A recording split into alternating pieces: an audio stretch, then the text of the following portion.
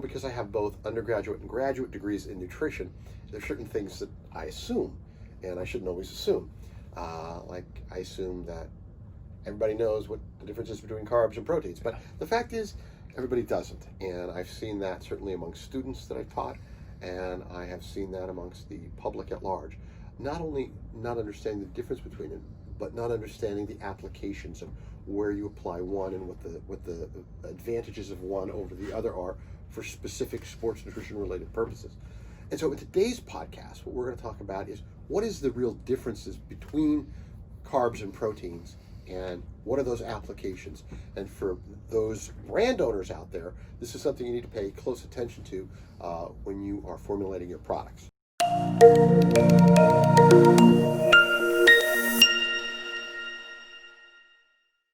I am Gene Bruno. I am professor of nutraceutical science at Huntington University of Health Sciences and senior director of product innovation for NutraScience Labs. And I'm Ryan Gillen, account executive at NutraScience Labs, and I specialize in building new brands. Be sure to like, follow, and subscribe to our YouTube channel. Any questions throughout the podcast, leave them in the comments. We'll be able to answer those for you. All right, carbs and protein. Yeah, so let me start out by talking about the difference between carbs and protein. Could be illustrated by the lunch that Ryan and I just had. That's right. So we had these wonderful spinach salads with skirt steak, and of course to the table they brought this, this basket of beautiful bread, which I'm avoiding like the plague. And I ate about half the basket of bread. So let's talk about protein for a minute. In a previous show, I talked a little bit about protein in one context. So some of this is a repeat and some of it isn't. Mm-hmm. So protein is vital. It's composed of amino acids, and those amino acids make up basically all the tissues in your body. Muscle protein, made from amino acids. Hormones, made from amino acids. Your hair, your skin, everything made from amino acids.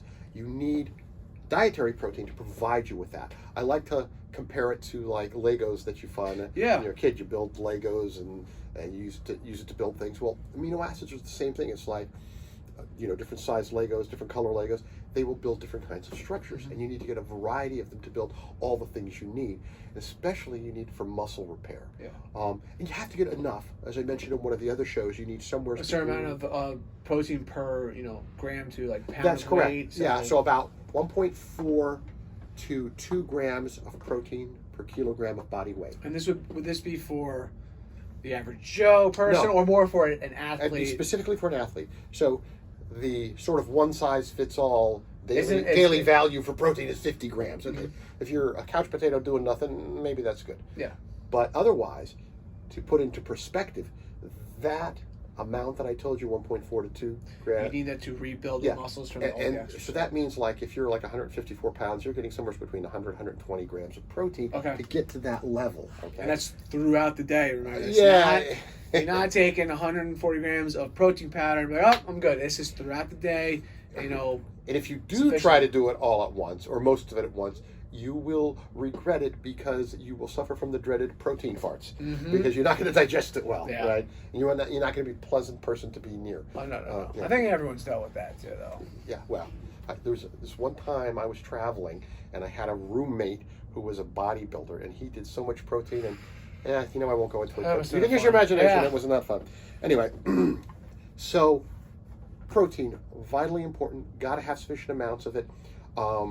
And obviously, brand owners, keep in mind that when you are formulating protein products, a really good thing to think about doing is to provide some additional direction on the label, giving people clues about how much to consume.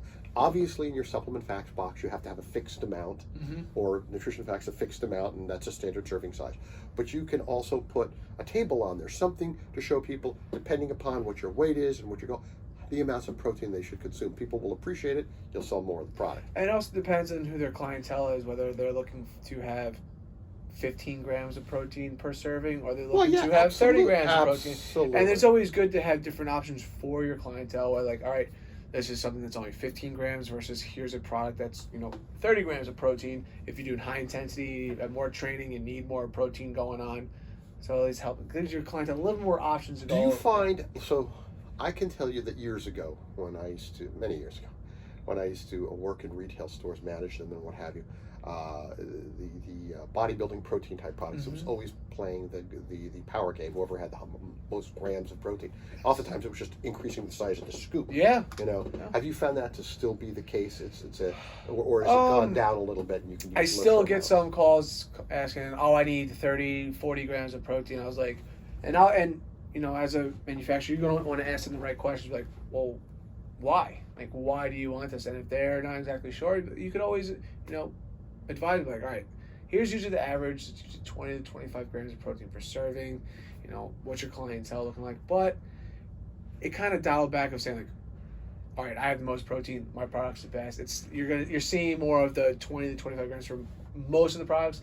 The only products out there that really have that high level protein are those mass gainer type of proteins. And if you're taking a mass gainer, you're taking it for that reason, to build mass, and you really have a small target audience for that type of product. Right, but I like, and it makes a lot more sense to do 20 to 25 grams per serving, just from a digestion standpoint.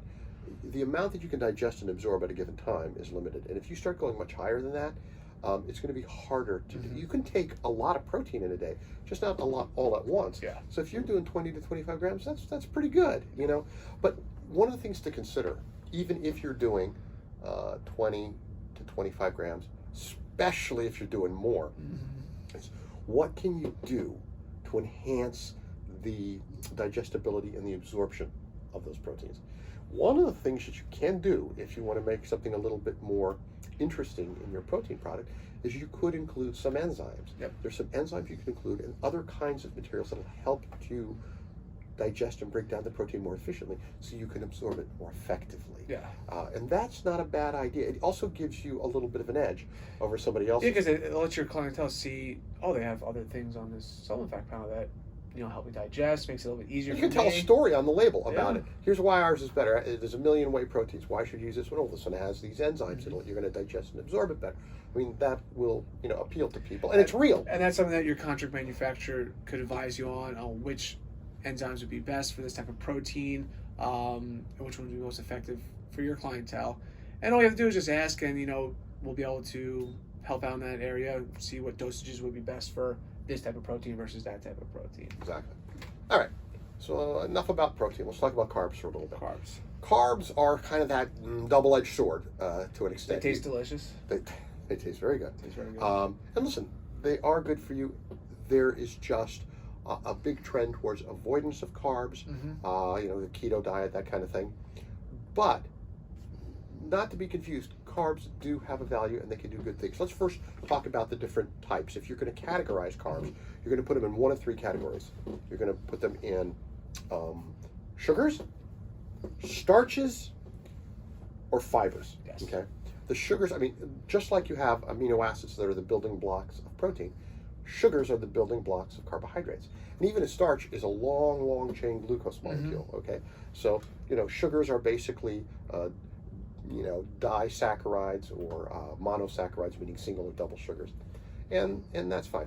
But you want to really be concerned about how much sugar you're putting in your product, because if you're creating a product and you put a lot of grams of sugar, especially with the popularity of keto, you are shooting yourself in the foot. Yeah, you can lose a lot of people might want to take your product, but they see that sugar content and it kind of scares them away a little bit. If you have a certain amount of carbs in there, that may not be a problem, but just watch the amount of sugar. Now, that being said, a small amount of sugar is not a big deal. The type of carbohydrate that you use can be very significant, especially if you're looking at some of the fibrous carbohydrates. Now, there's a lot of different kinds of carbohydrate type of fibers. Some of them are really easily dissolved. You can put them in a glass and mix them and they'll be clear. And some of them have interesting properties like prebiotic properties. That is, they help the probiotic friendly organisms in your gut to grow and to thrive, giving you better digestion, helping you with your immune function, a lot of things. But you want to think about the use of combining some of those kinds of fibers with other carbohydrates. Do you think the average person out there usually deficient in fibers? You think they should always be taking Americans as a whole don't get enough fiber. It's just a standard across the board. And would you recommend, a new brand to come out with a fiber product, or just incorporate it in their existing brands to try and help out. I with that. would tend to say incorporate. You can come out with a fiber product. I mean, there's prebiotics that people are coming out with that have fiber structures as part of what they are, and that's fine. But I would recommend incorporating the fibers into some of your products. You could even, especially if you have other carbohydrates, because here's the deal. Fibers will slow down the absorption of sugar. So if you have starches, which again are long chain sugars, and they're not sugar, so it's not like you get quite an immediate absorption and the insulin spike and everything that goes with it, but it doesn't take that long to break them down and to start getting that. But if you use some of these fibers with them, okay, it slows down their absorption. So instead of getting a lot of sugar all at once, you get a little bit fed, almost like a time releasing of it. And the result is you get more stable energy. If you're using it for an endurance product, something that works better that way. I definitely use carbs. I eat my carbs obviously, and I have had carb supplements. And one thing I told you before, something I live by whether my diet is earn your carbs. I like that. Earn your carbs. Whether you're working out at a certain time, you're not trying to eat carbs when you're sitting at your desk or sitting in school or whatever it is. Exactly. You want to have your carbs either before you're doing a rigorous exercise or after. You want your body to use those carbs for beneficial reasons, not just to sit there. As an energy fuel or to replace, let's say, glycogen that you've used up during exercise. And so what other, benefits would it be for, using these carbs during that time period, whether it's like extra energy instead of using like a pre-workout or something like that? Yeah. You really put your finger on it. It's earn your carbs, but it's also when you take them. A lot of it is nutrient timing. If you're using carbs prior to some pretty heavy physical activity, that's the best time to do it. That's why you want to use it. To help you power through, to be better at your performance. So it's important to consider what kind of carbohydrates you're using. They're not all carbs are bad. They're not all created equal. But I want to go back again to the sugar issue, because too much sugar increases your blood sugar, increases your risk for blood sugar disorders like diabetes, but also it's easily converted to triglycerides, which is fat stored in the fat cell, so you're more likely to gain the wrong kind of weight. Also, more sugar increases your inflammatory load. So what that does is, if you have any aches and pains, your general systemic inflammation is going to go up. And any aches and pains you have gets worse. Yeah, no one wants that. Extra sugar, right. So just watch that sugar content. Brand owners, don't go crazy on the sugars. You're going to be tempted to, because sugar tastes great. You can put that in the products. It's cheap, but to keep the consumer happy, your customers, cut down the sugar content. Use some other things like stevia, monk fruit, use the natural sweeteners. Something like that. Yeah. Even some sugar alcohols like erythritol or something. You can use things like that will cut down on sugar content, and then use your carbohydrates wisely. They're going to be really used for endurance, for energy, they're going to power the muscles. They're going to power the muscles for a sports nutrition related thing. So I think some of the key takeaways from this is protein products. Think about the serving size. 20 to 25 grams is good. If you're going to go higher, or even at 20 to 25, you might want to think about using some enzymes or something with it to help enhancing the digestion and absorption. It's a good selling point. And again, all your protein shouldn't be coming from the supplements. You should be dieting and eating correctly. It's a supplement to the diet. To get more protein. And then carbohydrates, keep the sugar content down. If you're going to use starches and stuff, think about combining some fibers with them to help slow down the absorption, sort of make it a more time released, all right?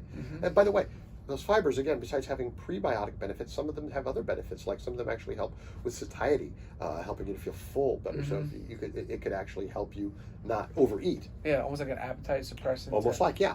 And so that's an angle to go there too. And those are going to be good for endurance and energy, like the protein is going to be good for building and repairing muscle. And for those carb supplements, it is about timing. So, don't just take it because it tastes good. Make sure you're going to be doing an exercise, or it's, you have a long, run or bike or so, whatever it is. You want a more endurance type activity to kind of use those carbs that you're putting into your body. Exactly. And brand owners, don't make a one-size-fits-all direction. tell them when to take it and how to take it. Yes. If you put that on the label, use before, like, 30 minutes, 60 minutes, whatever, before working out, before vigorous activity, whatever, let them know when to use it. Let them know the timing of it, because if you do, and they get better results, they keep using your product. And what's a great thing that you could use when making this product and marketing it, start off with a smaller scoop, and you say 1 serving size is 2 scoops. That way your client's like, you know what, I want half the serving, and they just take 1 scoop instead of taking a full scoop, dumping half out of it, and then dumping into their drink. That's a good point. You make a smaller scoop size, your general serving size will be 2 scoops. But if I'm having an exercise and I was like, I didn't have as much carbs today, let me have a half a scoop. But all I have to do is just do 1 scoop in my drink, and I'm good to go, instead of trying to measure out a half a scoop. It's just little tips like that your contract manufacturer can guide you on how you can make your supplement fact panel when creating your product. And speaking of your contract manufacturer, one of the things you also want to work with them on is making sure, especially your carb product, has good dissolution. So you don't have to spend all this time trying to mix it. Have to put it in a blender to mix it. Something that you can put in your sports bottle and shake it up. It dissolves and you're ready to go. All right, perfect. So I think that would wrap it up for carbs versus protein. Well, carbs and protein. Next one's about performance for endurance athletes. That's a great one. Feel free to like us, follow us, subscribe on YouTube. Again, any questions, leave them in the comments. We're happy to answer all of them. Thanks, Gene. Thank you, and thank you.